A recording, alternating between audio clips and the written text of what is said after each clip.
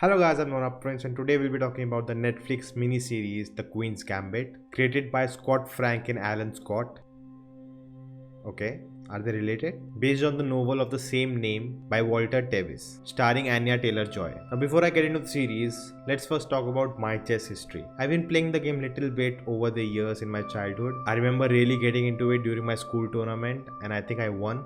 There was no competition, so that's why. Now recently in the lockdown, Samir Raina, the stand-up comedian who won Comic Stand 2, he shared the prize. He loved playing chess in the free time and during the lockdown he started streaming chess. And 6 months later there's a chess boom in the country. Until now he has organized so many tournaments. He has donated almost 40 lakhs to charities. He had so many legends on his stream like Vishwanath Anand, the current world champion Magnus Carlsen, and we got introduction to our own chess players. We supported them in the tournaments and we also got introduced to Sagar Shah. Sagar Shah, proud student by the way. He has a channel called Chess Base India and I've been addicted to chess at the moment. We have COV3 comics on board coming and I've been just watching all the live streams where people are teaching chess to the comedians and I'm also learning and playing every day. If you're playing chess too and want to play with me, my username will be in the description. Now coming back to the show, this is an amazing show. It doesn't matter if you know chess or not, you'll still really enjoy it. It's basically a character drama. But I have to say that knowing chess, I enjoyed it more. Now I was disappointed when I learned that this is a fictional story because I was thinking this is based on how Queen's Gambit came into being. It's a series of moves in the chess game. I thought it's a real biography. We'll get to see other legends too like Bobby Fischer, but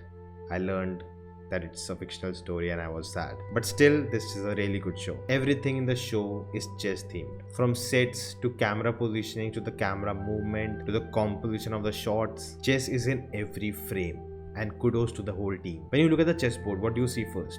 How symmetrical it is, how uniform it is. And all these attributes can be seen in every department of the show. You know, when people are moving around, how the camera moves through them, it feels like the chess pieces are moving. They have so well shown how a person thinks when they are playing, how things are happening around them, how they visualize things. You get into the psyche of the character. I love how they create the tension while the matches are going. You don't necessarily see the chessboards, and I got to know that all the moves they were playing are real games which have been played by legends. But still they make us feel the tension every time the moves are made. And chess players all over the world has praised the show that how well they have depicted it. So that's a thumbs up for authenticity. I have to say this show has a really good cast with fabulous performances. Now I'll be going to the spoilers and the themes of the show, so if you haven't seen it, go watch the show and come back. Also, if you're finding value in this video, do hit the like button because when you do that, YouTube promotes this video and more people can watch it. Also consider subscribing and hit the bell icon to get more such videos. Now Beth Harmon, played by the excellent Anya Taylor-Joy.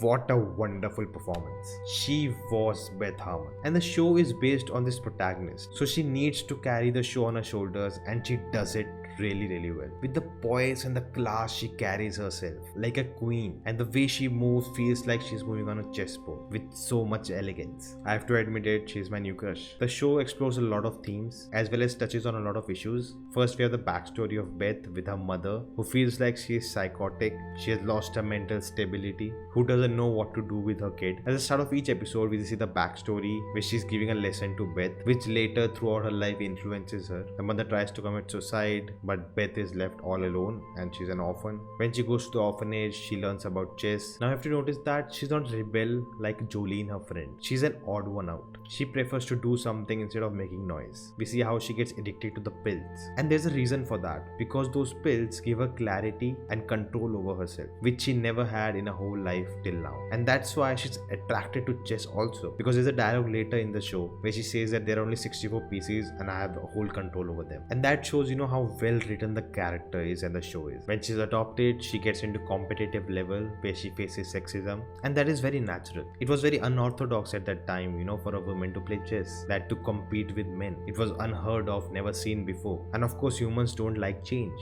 We don't adapt it quickly. But we see that she doesn't really care about that. She doesn't like the fact that people call her the woman chess player instead of a chess player. Her identity is her gender and not her individuality. It was not a choice to be a woman. That was not in her control. But what he did with her life, She played chess. That was in her control. That is her personality. That's what she should be known for. That's where the focus should be. Through the series, she also explores her womanhood, the first time she gets periods, her curiosity for sex, longing for a man, because there was no one in her life who could share those experiences with her. Now she doesn't lose till very late in her career, because losing is not a choice. That's even the dialogue by Borgov, the Russian world champion, because chess is the only thing that keeps her afloat. There's a scene where she plays a Russian grandmaster who's just 12 years old, and she asks him, what would you do in the next 2-3 years? And he said when he'll turn 14, he'll become a world champion. And then she asked him, what after that? And he's clueless. He doesn't know what to say. He doesn't understand the question. And this is why Borgov's dialogue makes sense. Because in Russia, chess is taught from the earliest of ages. And once you totally get into chess, that's the only thing they know.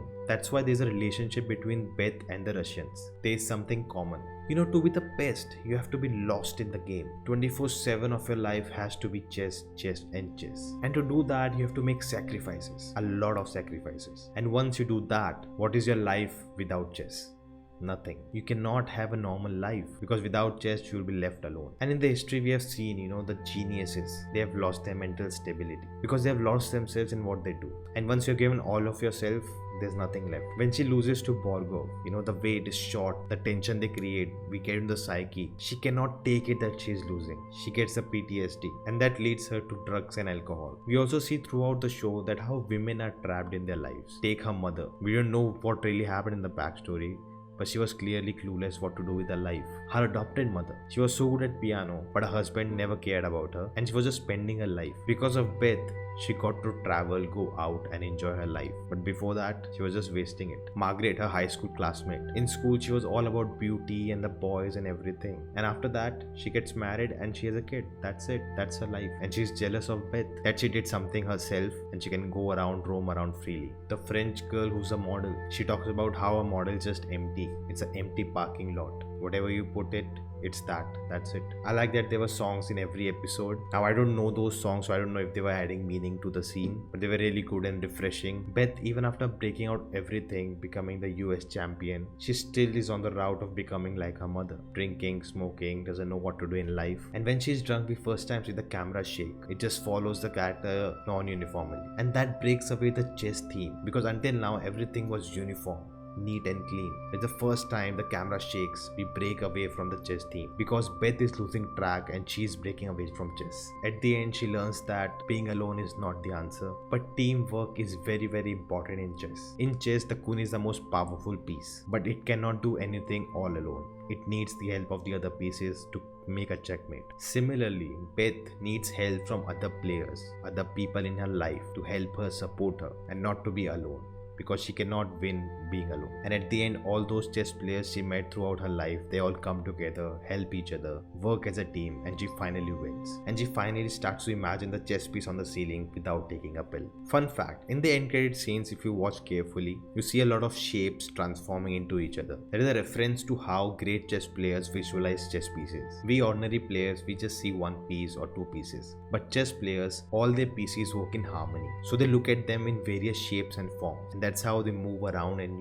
create a checkmate or attack the opponent. Hashtag Sagar Shah proud student. So guys, that was the video. I'm not sure if I should make it or not, but I had so much to say about this series. I enjoyed it so much that I thought let's make it. I know it will not get many views, but hopefully if you're watching, it was worth it. So guys, thank you for watching. If you enjoyed this, hit the thumbs up button, share this video, let me know in the comments your thoughts. If you haven't subscribed yet, check out the videos. If you like them too, do consider subscribing, and I'll see you next time.